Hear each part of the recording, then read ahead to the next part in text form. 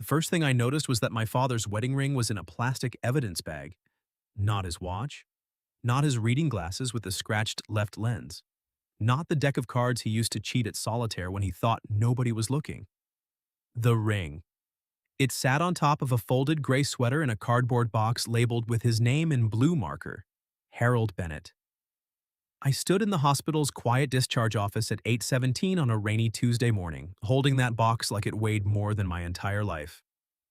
My name is Evan Bennett. I was 33 years old, worked as a night shift radio producer in Nashville, and had become very good at making other people's voices sound warm while my own apartment stayed silent. My father had died 18 hours earlier. That sounds clean when you say it that way. Died. Passed. Gone. But hospitals don't let grief be clean. They give you a parking validation sticker. A nurse asks if you want coffee. Someone says, "Take all the time you need," while a printer jams behind them. I had not taken all the time I needed with my father when he was alive. That was the part sitting under my ribs. For the last 3 years, my dad and I had spoken mostly through practical updates: weather, insurance, the furnace. Whether I was sleeping enough, which I always lied about. After my mother died, he became quieter. After I moved 2 hours away for work, I became busier. Neither of us said we were lonely. Men in my family treated loneliness like a leaky roof, something you noticed, ignored, and hoped didn't collapse during a storm. So when the hospital called to say his condition had turned, I drove too fast, arrived too late, and spent his final 10 minutes holding a hand that no longer squeezed back. Now I was there for his things. A woman's voice behind me said, "Mr. Bennett?" I turned. She stood in the doorway in navy scrubs, one hand wrapped around a paper cup, the other holding a sealed envelope against her chest. She was younger than I expected, maybe early 30s. Tired in the way hospital people get tired, not messy, just softened at the edges. Brown hair pulled into a low bun. No heavy makeup. A small silver necklace tucked under her scrub collar. Her eyes were what stopped me. Not sad exactly, present. Like she had learned how to stand beside pain without trying to decorate it. "I'm Lena Morales," she said. "I cared for your father on the fourth floor." I knew her name. My dad had mentioned Nurse Lena twice on the phone, which for him was basically a dramatic monologue. "She keeps telling me to drink water," he'd grumbled. "Sounds abusive," I'd said. "She laughs at my jokes," he said, like that was a medical credential. Now she was in front of me, and I had no idea what to do with the fact that a stranger had been kind to him more recently than I had. "Thank you," I said, because adults say thank you when what they mean is, "I'm sorry, I wasn't there." Lena stepped inside. "He talked about you a lot." That hit harder than it should have. I looked down at the box. "He complained about me a lot." Her mouth curved just a little. "Mostly about how you never ate breakfast, and how your radio station played the same weather sponsorship too many times." Despite everything, I almost laughed. "That sounds like him. He was proud of you," she said. I looked up too fast. There are sentences you wait your whole life to hear, and when someone finally says them, you resent the timing. Lena seemed to understand. She didn't rush to fill the silence. She just walked to the small table and set the envelope down beside the box. "He asked me to give you this." My name was written across the front in my father's handwriting. Evan. No last name, no explanation. Just Evan, like he expected me to still be his boy. My throat closed. "When did he write it?" I asked. 3 days ago." 3 days ago, I had ignored his call because I was in the middle of editing a commercial for a tire shop. I remembered seeing his name light up my phone. I remembered thinking, I'll call him after this. After this had become forever. Lena must have seen something pass across my face because she said softly, "He didn't want you to punish yourself." I gave a short, ugly laugh. "He say that too?" "Yes." The room tilted. She stepped closer, not touching me, but close enough that I caught the clean scent of soap and hospital coffee. "He said you would do that," she continued. He said you'd turn regret into a full-time job if nobody stopped you. That was so perfectly my father that I had to set the box down before I dropped it. Rain streaked the narrow window behind her. Somewhere in the hall, an elevator chimed. Life kept making little sounds, rude and ordinary. I picked up the envelope but didn't open it. My thumb rested over my name.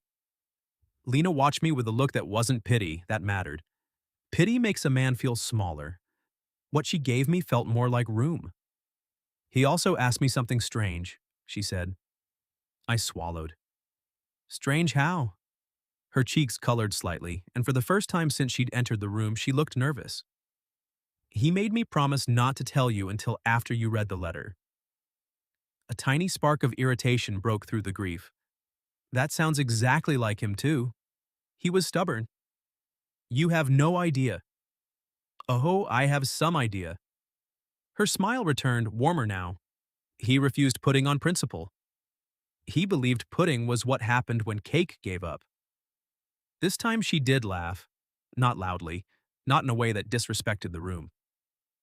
Just enough to remind me that my father had existed beyond the hospital bed, that he had made this woman laugh, that some part of him had been alive here when I wasn't. The guilt shifted. It didn't leave. It just made space for something else. Lena looked at the envelope again. He wanted me to find you. Those words crawled over my skin. Find me? I asked. I'm his emergency contact. I wasn't exactly hidden. That's not what he meant. Her fingers tightened around the paper cup. For a second, she looked like she regretted saying anything. Then she took a breath and met my eyes. He said you were easy to locate, she whispered, but hard to reach. I stared at her. The rain tapped the glass. The wedding ring sat in its plastic bag. My father's handwriting burned under my thumb. And before I could ask what else he had told her, Lena nodded toward the envelope and said, Please read it before you decide whether to hate him for what he did. I almost asked Lena what she meant, what he did. Those 3 words sat in the room like a second body. But my father had always hated spoilers. He once turned off a football game because the radio announced the score 2 seconds before the television did. If he had written a letter, he wanted the letter to speak first. So I slid my finger under the flap. The paper inside was lined, torn from a yellow legal pad. His handwriting wavered more than I remembered, but it was unmistakably his. Blocky, impatient, like the letters had places to be. Evan, if you are reading this, I am either dead or finally smart enough to let someone else do the talking. I sat down. Lena remained standing near the table, but she turned slightly toward the window, giving me privacy without leaving me alone. I kept reading. I know you. You're thinking about every call you missed, every visit you postponed, every dinner you said we would have soon. Stop it. I raised you better than that, and I loved you longer than that. The words blurred. I wiped my face with the heel of my hand, angry at the tears, angry that my father could still order me around from a sheet of paper. I should have told you more things out loud. Your mother used to say I kept my feelings locked up like tools in the garage. She was right. I thought providing was speaking. I thought showing up with jumper cables at midnight counted as poetry. Maybe it did. Maybe it didn't. But here's the thing I need you to know. You were never a disappointment to me. My breath caught so sharply Lena glanced over. I had not realized I had been waiting for that exact sentence. Not until it landed. You were lonely, though. You think I didn't know because I am old and watch the wrong news channel. But I knew. You stopped mentioning friends. You came over on holidays and left before dessert. Your apartment has 1 chair at the kitchen table. I noticed that, son. I pressed the page flat against my knee. The 1 chair had been a joke at first, a bachelor thing. Then it became normal. Then normal became a wall. I kept thinking grief started when someone died. I was wrong. Sometimes it starts when you stop letting people in. Now, about Nurse Lena. My head lifted. Lena still faced the window, but her ears had gone pink. I looked back down. Do not make that face. I am not arranging a marriage from beyond the grave. I am not that dramatic, despite what you and your mother believed. But she listened when I spoke about you. Not politely. Truly. She laughed at my bad jokes and told me when I was being impossible, which I respect in a person. She is kind, but not weak. There is a difference. She has been alone too, though she will deny it if asked directly. Most good people do. I want you to thank her properly. Buy her coffee, at least. Or pie. She likes apple pie, but says hospital cafeteria pie is a crime against fruit. If nothing comes of it, nothing comes of it. But if there is any part of you still willing to have a life after I leave, start by talking to someone who already knows you are loved. I had to stop. The room was too small. My chest was too full. My father's voice, dry and stubborn and unbearably tender, filled every corner. I read the last lines through water. I am sorry for the ways I was quiet.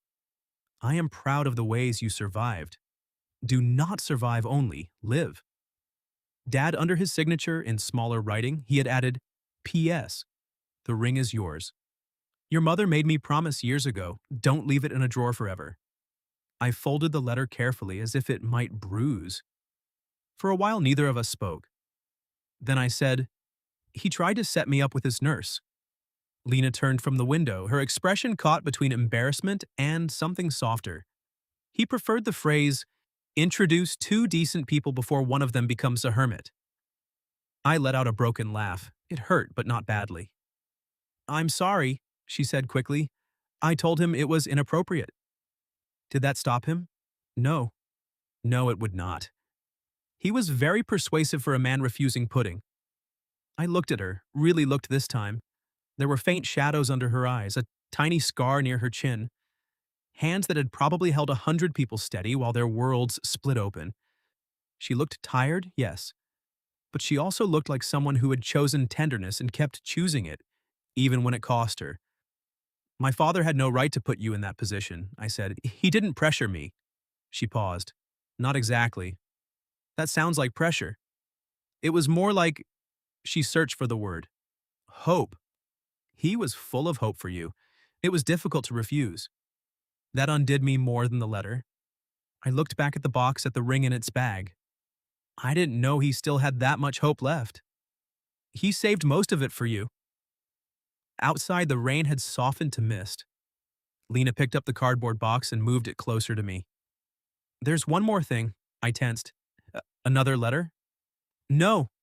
She reached into the pocket of her scrubs and removed a small brass key on a faded green keychain. He asked me to give you this after the letter. I recognized it immediately. The lake cabin. My mother's favorite place. My father had stopped going after she died. Or I thought he had. He said, Lena continued, that if you wanted to understand everything, you should go there before the end of the week. I took the key. It was warm from her hand. What's at the cabin? I asked. Lena's gaze lowered. I don't know, she said, but he asked me to go with you.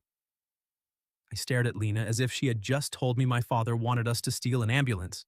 He asked you to go with me? She nodded once, slowly. Yes. To the cabin. Yes. Alone. Her eyebrows lifted. I own pepper spray, Mr. Bennett. Despite myself, I smiled. Evan.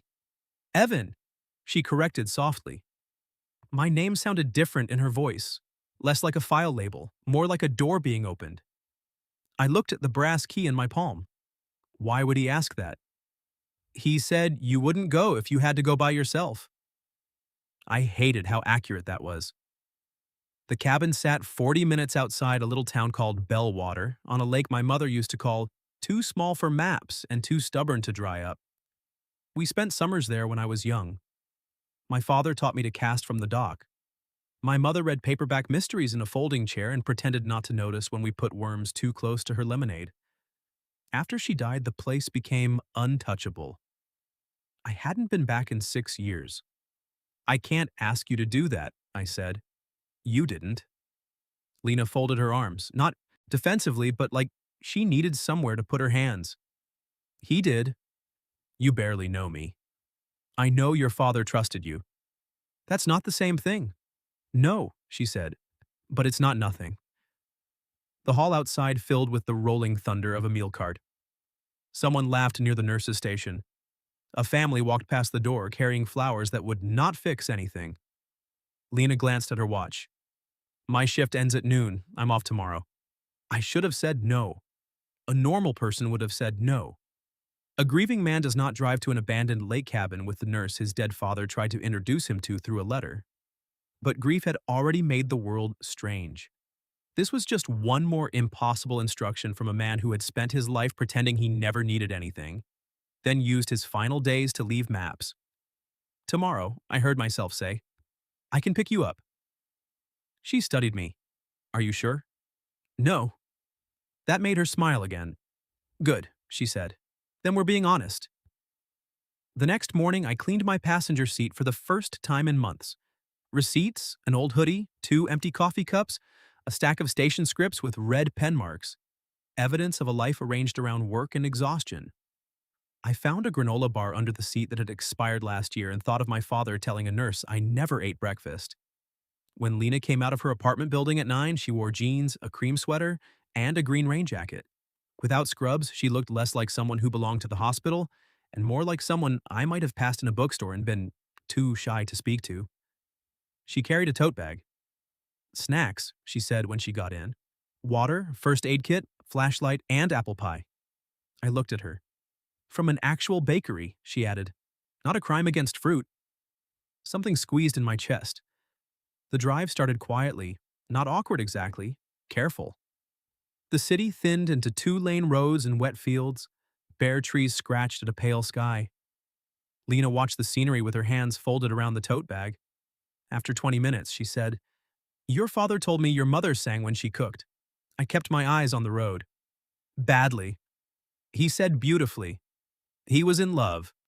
That affects hearing. Lena laughed. What did she sing?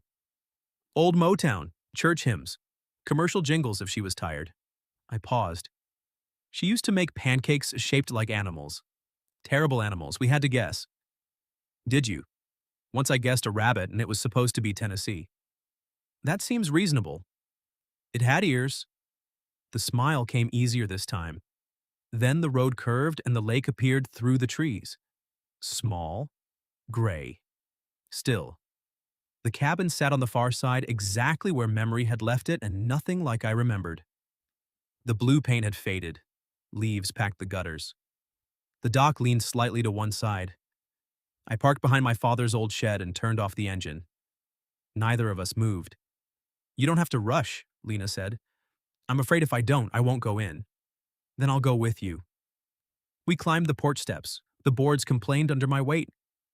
I put the key in the lock, but my hand shook so badly it scraped metal against metal. Lena didn't take the key from me. She just placed her hand lightly over mine, warm, steady. Together, we turned it. The door opened into dust, cedar, and the faint ghost of my mother's lemon furniture polish. For one dizzy second, I was 10 years old again. Then I saw the table. It had been cleared except for 3 things: a framed photograph, a cassette recorder, and another envelope. This one was addressed in my father's handwriting to both of us, Evan and Lena. Lena inhaled sharply beside me. I walked to the table and picked up the photo first. It was my parents on the dock, years ago. My mother barefoot, laughing at something outside the frame. My father looking at her like the rest of the world had gone quiet. Behind the photo, taped to the frame, was a small note. I peeled it free. My father had written only one sentence. Ask her about the promise she made to your mother. My knees went weak. Lena's face had gone pale. I turned to her. What promise? She stared at the note, then at me, and for the first time since I'd met her, the calm in her eyes broke. I didn't know how to tell you, she whispered. Tell me what? Lena reached for the back of a chair as if she needed it to stay upright. I knew your mother, she said, before I ever met your father. For a moment, the cabin made no sound except the ticking of rain against the roof. You knew my mother? I said. Lena nodded, but the movement looked painful. I was 21, in nursing school. I volunteered at St. Agnes during my clinical rotation. St. Agnes, the cancer center. I gripped the back of the chair opposite her. My mother was there for 4 months. I know. The words should have felt like an intrusion. Instead, they opened a door I had nailed shut. Lena looked down at her hands. She was kind to everyone. Even on the days she could barely sit up, she'd ask if I'd eaten. She kept hard candies in her purse for the staff. Butterscotch. My mother had believed butterscotch could solve low blood sugar, bad moods, and most forms of government failure. I lowered myself into the chair. Lena remained standing as if she hadn't earned the right to sit in my family's grief. She talked about you, she said, constantly. I closed my eyes. What did she say? That you were funny when you didn't mean to be. That you got serious whenever music came on, like you were trying to hear the machinery inside it. That you hated goodbyes, so you always said, see you around, even if you were leaving for 5 minutes.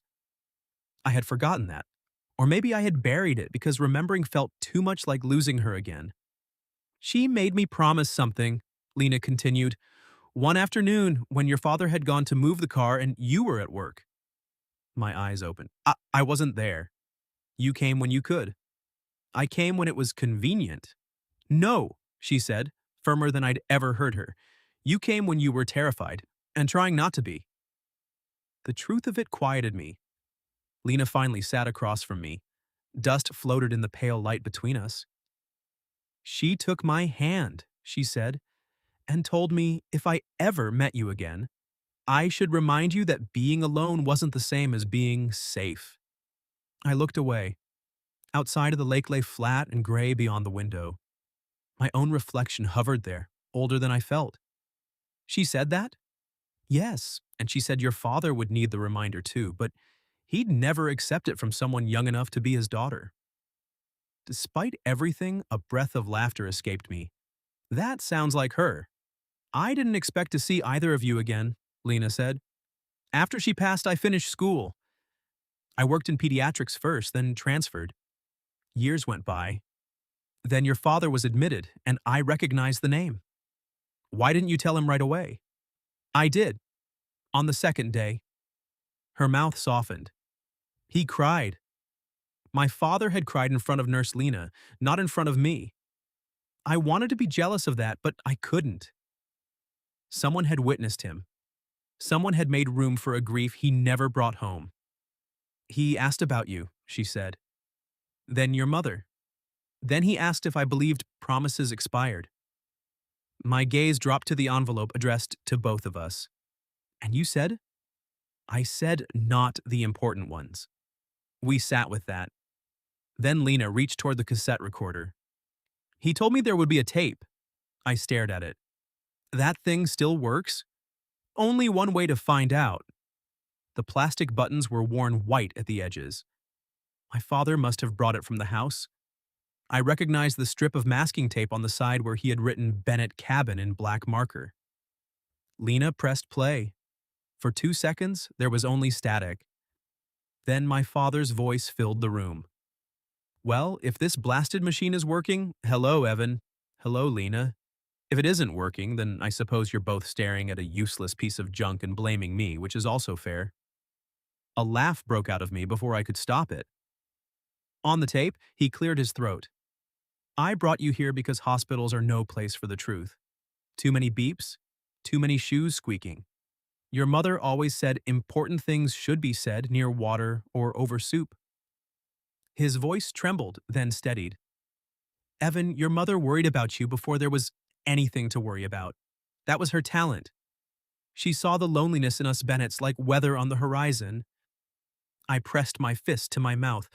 Lena, you kept a promise longer than anyone had a right to ask. Thank you. You were good to my wife when she was leaving, and you were good to me when I followed. That is no small thing. Beside me, Lena wiped her cheek. I am not asking either of you to fall in love, my father continued. A man can hope, but he should not meddle beyond the grave more than twice. I heard my own broken laugh mix with Lena's. What I am asking is this. Don't let grief convince you that connection is betrayal. Loving someone new does not mean you loved the old ones less. It means the love taught you something. The tape clicked softly as it turned. There is pie in this somewhere, I hope. If not, Evan, apologize to the lady and buy some. Lena gave a watery smile. And one more thing. In the bedroom closet, there's a box for you.